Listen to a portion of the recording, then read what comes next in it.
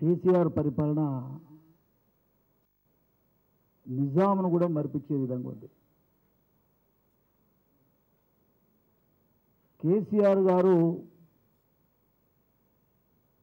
ఒక్కసారి ఈనాడు మీకు ఏమైనా హృదయం ఉంటే ఒకసారి వాళ్ళ ఈనాడు పేపర్ మీరు చదవండి. జైళ్ళ నుంచి బయటకు వచ్చినటువంటి 8 మంది యువకులు వాళ్ళు ఏమని బాధపడుతున్నారు, ఏ విధంగా పోలీసు వాళ్ళు కొట్టిండ్రు, ఏ విధంగా వాళ్ళని అవమానపరిచిండ్రు. మీ భార్యల దగ్గర మిమ్మల్ని పండకుండా చేస్తాం, మీ భార్యల మీద కేసులు పెడతాం, ఏది వ్యభిచార కేసులు పెడతాం, మీరు సంసారానికి పనికి రాకుండా చేస్తామని చెప్తూ కొట్టేటువంటి పద్ధతి ఏ కాలంలో చూసినామండి? ఇది వాళ్ళు ఏమన్నా దొంగల, ఎవరన్నా మర్డర్ చేశారా? ఈ దేశంలో చేయకూడని పని ఏమన్నా చేశారా? వాళ్ళు చేసింది ఏమిటండి? ఊళ్ళే లారీలన్నీ రావటం, ఇసుక లారీలన్నీ మీ కాంట్రాక్టర్ల లారీలన్నీ రావటం, ఊరు మీద పడిపోతావు, ఎంతోమందిని చంపుకుంటూ పోతా ఉంటే ఇది మంచిది కాదని అడ్డం తిరిగారు. ఆవేశంలో లారీలు కాలగొట్టరే అనుకోండి, అదేం పెద్ద ఇబ్బందా? గ్రామస్తులు అందరు కలిసి చేశారు, ఎవరో ఒకరు చేసింది కాదు ఇది. ఆ 8 మంది కుర్రోళ్ళు చేసింది కాదు.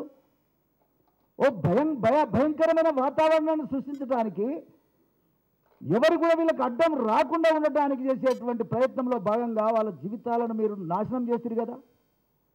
ఇలా ఒక మహేష్ అనేటువంటి ఒక తమ్ముందైతే నడివిరిగిపోయింది. చాలామంది 8 మంది కుర్రోళ్ళు, ముఖ్యంగా దళిత తమ్ముళ్ళు లేవలేని పరిస్థితి. వాళ్ళ జీవితంలో వాళ్ళ సంసారానికి పనికిరారని పోలీసులు చెప్తున్నారు. ఇది ఎంతవరకు సంబంధించమని సందర్భంగా అడుగుతా ఉన్నా. ఇది దళిత వర్గాలకు వ్యతిరేకమైన ప్రభుత్వమా కాదా? కేసీఆర్ చెప్పాల్సినటువంటి అవసరం ఉంది. ఈ ప్రభుత్వాన్ని ఏమంటారు?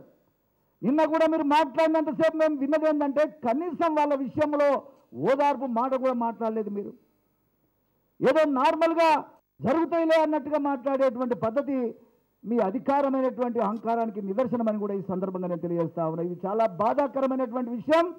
ఇవాళ అన్ని రాజకీయ పార్టీలు కూడా అక్కడికి వెళ్ళి పరామర్శిస్తే రాజకీయ రంగు పులుమొద్దని మీరు చెప్తున్నారు. మరి మీరు మాట్లాడేది ఏంటండి? మీరు చేస్తున్నది ఏమిటి?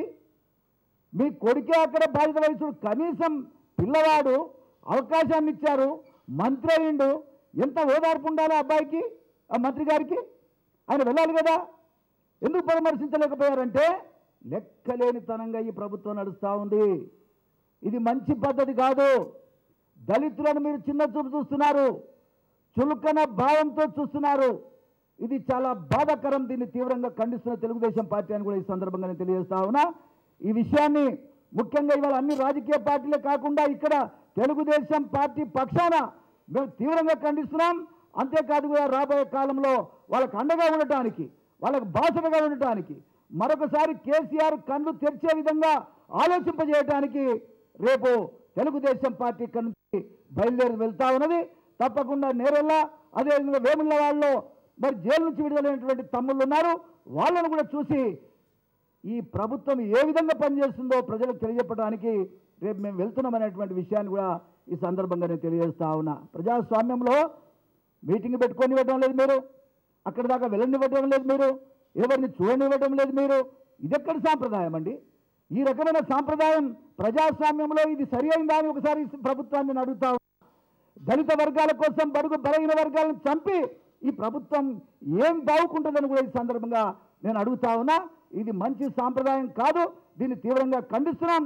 ఖచ్చితంగా మేము మరి రేపు నేరేళ్ల కార్యక్రమంలో భాగంగా మేమంతా తెలుగుదేశం పార్టీ ముందుకు సాగుతామని కూడా ఈ సందర్భంగా తెలియజేస్తా ఉన్నా. ఇంకొకటి ఏంటంటే మా ముఖ్యమైన డిమాండ్ ఏంటంటే, ఒకటి చనిపోయిన కుటుంబాలకు 10 లక్షల రూపాయలు ఇవ్వాలి. ఎందుకంటే ప్రభుత్వమే ఇవాళ చంపిందనేటువంటి విషయం క్లియర్ కనపడతా ఉంది.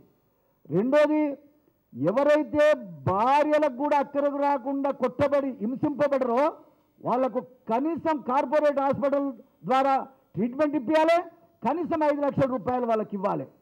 వాళ్ళు బతకడానికి వీలేని పరిస్థితి కాబట్టి వాళ్ళ కుటుంబంలో కూడా ఒకరు ఉద్యోగం ఇవ్వాలి ప్రభుత్వం. అదేవిధంగా చనిపోయిన కుటుంబాల్లో కూడా ఒకరికి ఉద్యోగం ఇవ్వాలి. అదే రకంగా ఈ విధంగా హింసకు కారకుడైనటువంటి ఎస్పీ గారిని వెంటనే సస్పెండ్ చేయాలని కూడా ఈ సందర్భంగా డిమాండ్ చేస్తా ఉన్నాం.